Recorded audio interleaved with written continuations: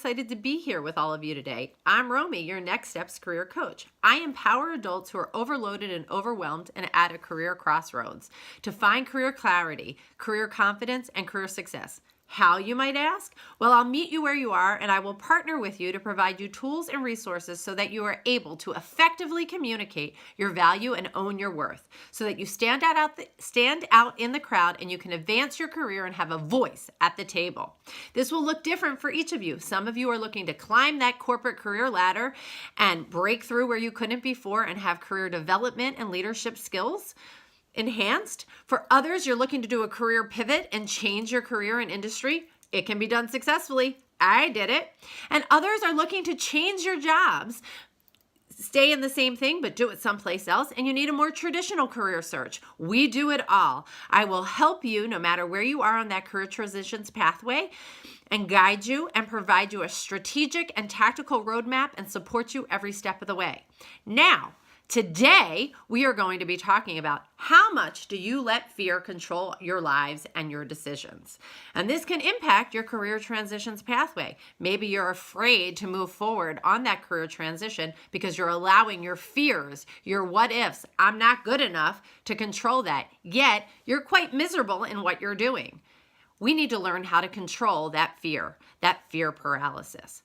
I've been thinking so much recently about how we make decisions, and I've noticed that amongst my both personal and professional networks and community, that so many people and so often fear is what drives our decision making, and that we operate out of this space. And I was thinking that when we're in that space, we're not operating as our best self. We're not showing up in that best way, so that we can't possibly be making the best decisions.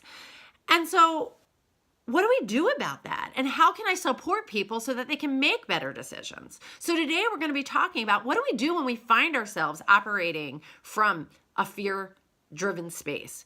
How do we analyze our decision-making process? And what are the top tips on how to take back control and not be making decisions out of fear? So are you ready to stop letting fear be in the driver's seat? So I ask you, how many of you are operating in the mode of fear paralysis? Meaning, are the what ifs risks and worry outweighing the what ifs of wonder, right? Are we waiting for that perfect moment, the just right spot, the sweet spot to do it? Because then we're stuck, right? We're never moving forward because the perfect time and the perfect moment is never coming. Or maybe I shouldn't accept that offer because a better one could be coming along. If I climb too high, I might fall. Or maybe I shouldn't invest because I might lose. Or I shouldn't spend the money because there's not guaranteed results. Can you relate?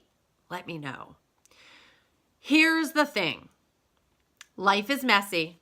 Guys, I'm all about real talk, keeping it real, letting you know how it is. You might not always like what I got to say, but I will give you solutions and I will tell you like it is. So life is messy. Perfection does not exist, and there will never be a perfect time. There will always be another best thing, but it doesn't mean this opportunity isn't good and isn't worthy. This is the next best thing that was around the last corner, even though there might be another best thing around another corner. We make the best decisions we can in the moment with the information we have right now, and we can't worry about what's coming down the line. And there are no guarantees in life. There aren't any. You might fall. You might lose some money. You might not get a return on your money. Hey, but the flip side of the coin is you might not fall. You might invest and make millions. And you might get a great return on your money. Right? There's two sides. We don't want to operate out of fear. Now, I'm not saying we don't pay attention to caution, we don't look for red flags, and we don't do a risk assessment. If you asked people who know me, they would tell you that I am actually a very cautious person and I am risk averse.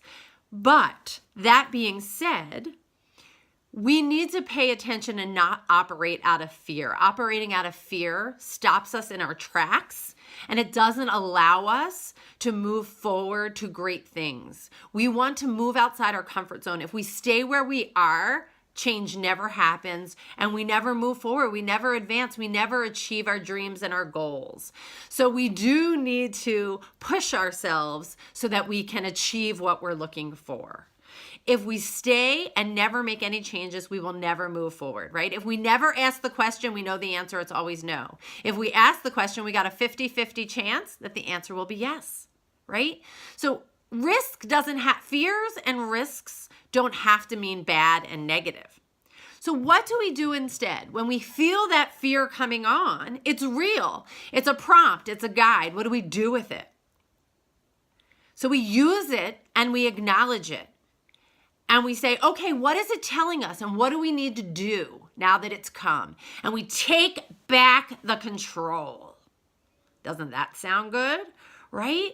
So we accept that life is messy. We accept that we're going to stumble a few times. And instead of stopping in our tracks, because that's how we fail, we learn and we grow. If we fall down, we get up, we wipe it off, and we move forward. And sometimes we have to make a shift.